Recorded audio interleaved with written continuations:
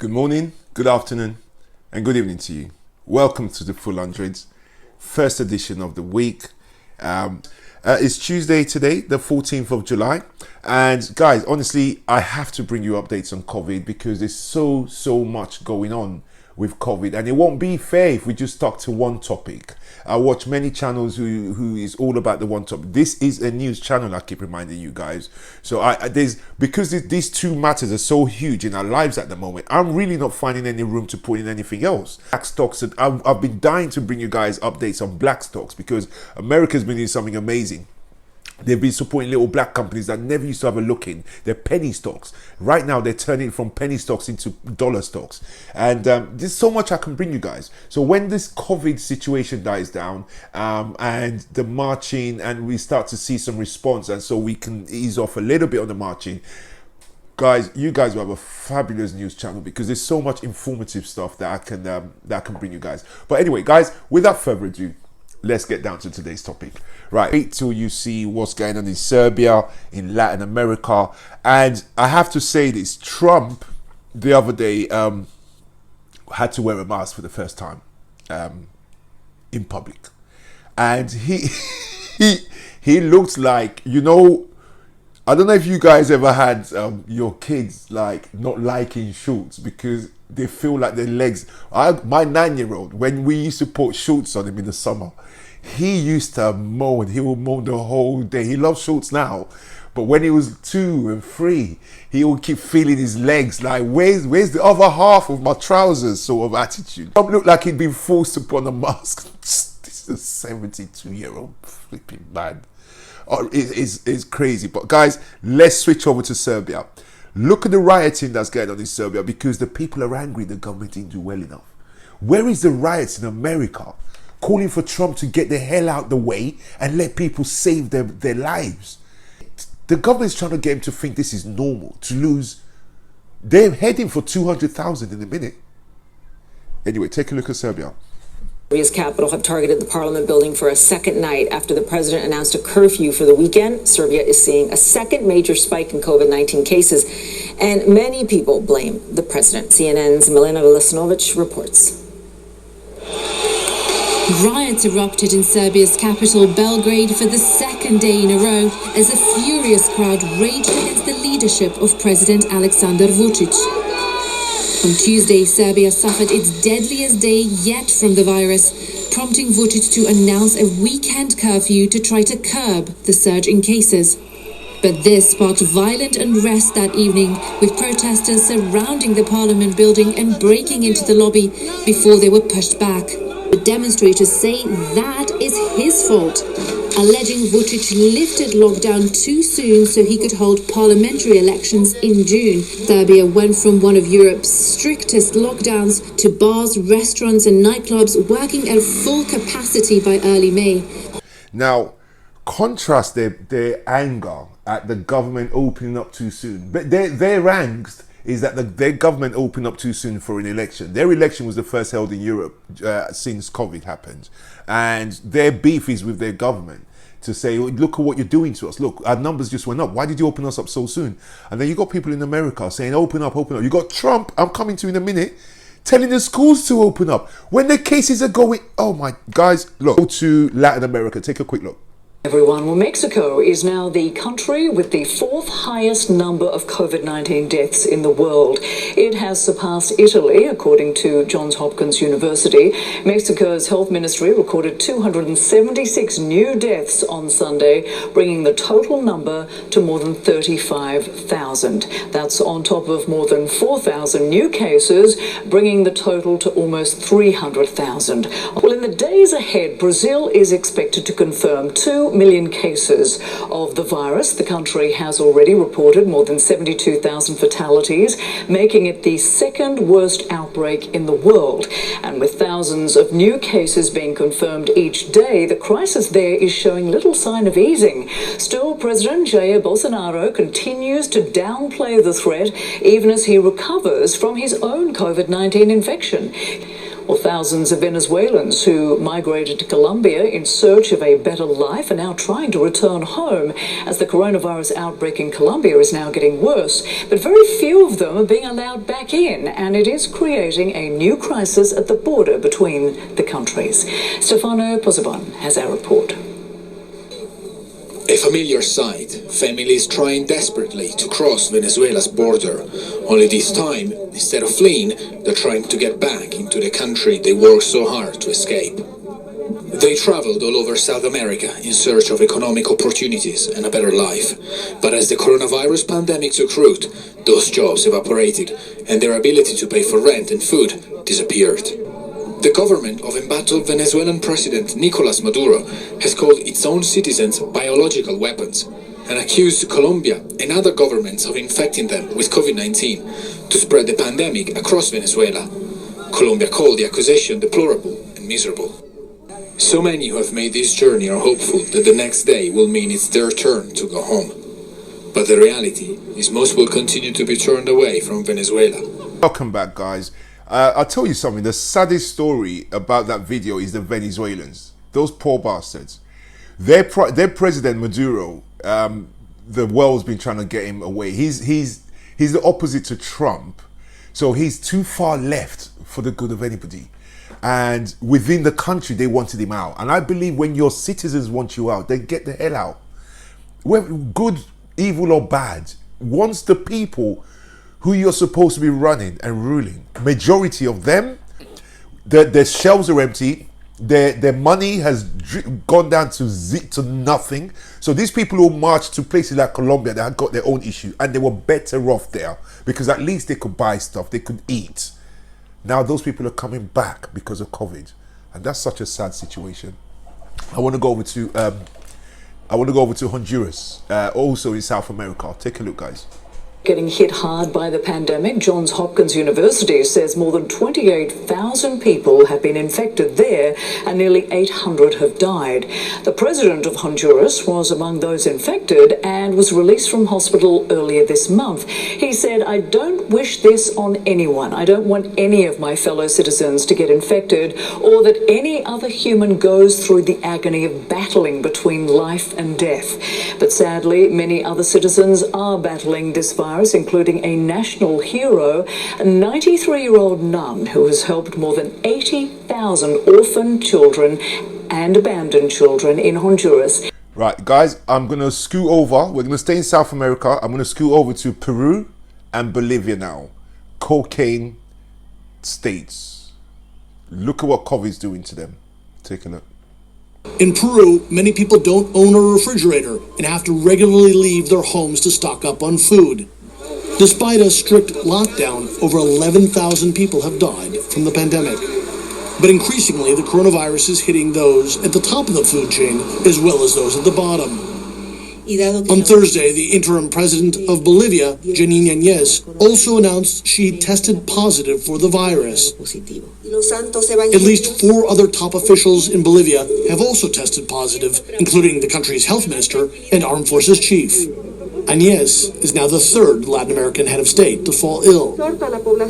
"I urge the population to collaborate, to contribute," she said, "so that they know security measures not only save their lives and avoid contagion, but also save the lives and avoid contagion for their family." All right, guys, now we're scooting to the UK and the US. Can I tell you something? The world body looked at all the countries around the world and tested their systems, their pandemic fighting systems. And you know who they ranked top? In guaranteed this country would do perfectly. Number 1 was USA. Guess who number 2 was? The UK. We were number 2. So the US, UK top guys, they will do better than Germany. They will do better than all these other banana republics. What they didn't count on was right-wing agenda.